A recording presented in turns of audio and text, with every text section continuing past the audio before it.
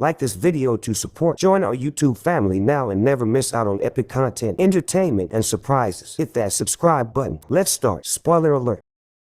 The film begins in New York at a hospice for cancer patients. One of the patients, Sam, is in a group circle and reads a written piece in which she basically argues the entire facility is bad.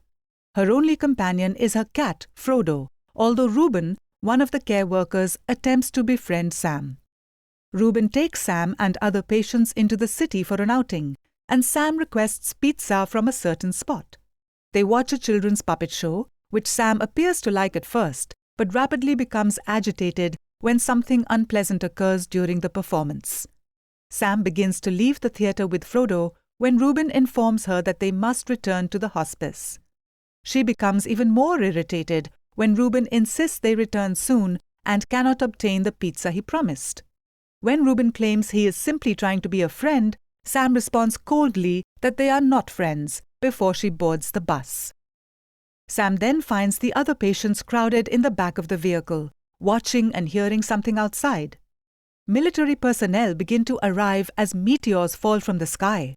Soon, alien beasts start terrorizing the city and attacking the citizens. In the midst of the turmoil, Sam is flung into a wall and knocked unconscious. Sam awakens with Frodo in a shelter alongside Reuben, Henry, and other survivors. Sam embraces Reuben before overhearing the military broadcast, a message urging everyone to stay put, which attracts the aliens away from the civilians. Sam attempts to catch up with Frodo, who accidentally brushes past a bell and summons an alien. It bursts through the doors, but Sam evades discovery. Reuben tries to devise a way to return to the hospice, but Sam insists on traveling to Harlem to grab pizza from Patsy's.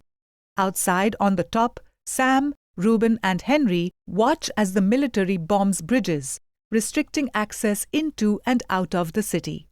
One survivor begins to panic, and when Henry attempts to calm him down, he nearly yells loudly enough to attract attention, and Henry knocks his head against a wall, killing him. A backup generator goes off and begins to make noise. Reuben runs to turn it off, but his shirt gets caught on something and shreds.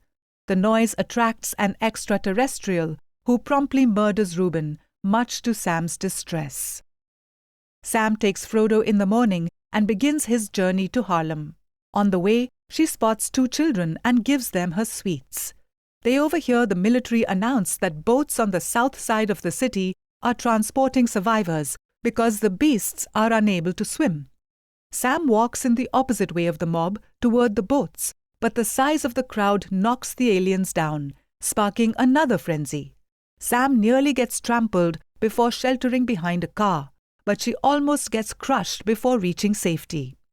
Frodo flees to seek water, where he meets another survivor named Eric, an English law student who is frightened by what is happening. He pursues Frodo back to Sam. They start walking as it begins to rain severely, allowing them to converse softly. Sam tells Eric to go to the boats, but he ends up accompanying Sam back to her apartment to get her pain medication. Eric discovers a collection of poetry written by Sam, as well as the fact that Sam's father formerly played the piano. As lightning and thunder struck, the two let out cathartic yells. The following day, Sam resumes her journey, reluctantly allowing Eric to accompany her. She ends up making a disturbance, prompting them to flee as the aliens approach. They are pursued inside a building, but Eric manages to divert them away by throwing a rock through a car and activating the alarm. Sam and Eric enter the underground tunnels and walk through the sewers. They have to outrun another alien before they can escape, but Sam loses consciousness. Eric revives Sam at the church where they hide. While Sam recovers, Eric leaves to find her medication, and Frodo reappears. They walk past aliens without being caught, and Eric returns to Sam. She tells him about how her father used to take her to Patsy's for pizza after he played piano at a local jazz club. When Sam and Eric wake up the next day, they head to Harlem, only to discover Patsy's has burned down. They head to the jazz club, and Eric goes out to get pizza from another restaurant, but writes Patsy's on the box. He then entertains Sam by dancing and performing a card trick for her, which she sincerely appreciates. Sam and Eric then notice boats nearby and start walking in that direction.